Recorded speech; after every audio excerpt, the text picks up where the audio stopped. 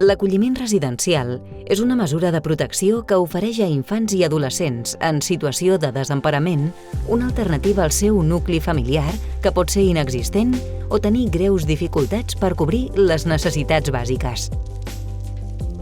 La funció d'aquesta mesura és proporcionar a infants i adolescents un lloc on viure, conviure i desenvolupar-se de forma positiva mentre la seva família biològica fa un procés de recuperació de les funcions parentals.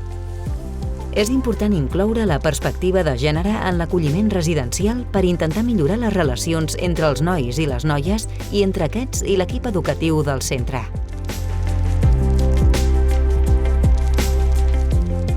La perspectiva de gènere es pot incorporar des de 3 esferes: l'àmbit institucional, la vida quotidiana i l'acció individualitzada.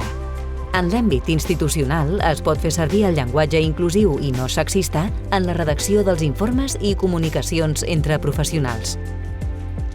Pel que fa a la vida quotidiana, es tracta de fugir de l'heteronormativitat en diverses accions habituals, utilitzar materials que incorporin la perspectiva de gènere, garantir la participació equitativa entre nens i nenes i emprar un llenguatge inclusiu i no sexista en la comunicació.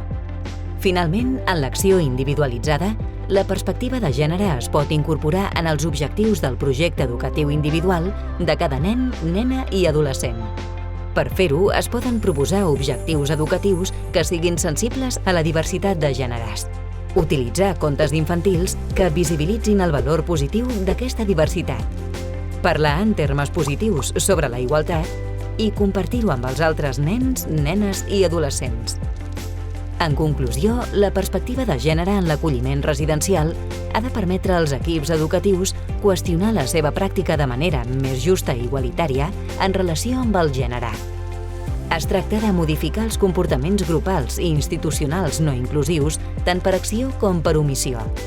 Els infants i adolescents necessiten noves formes de referència per viure, comprendre i expressar la seva identitat.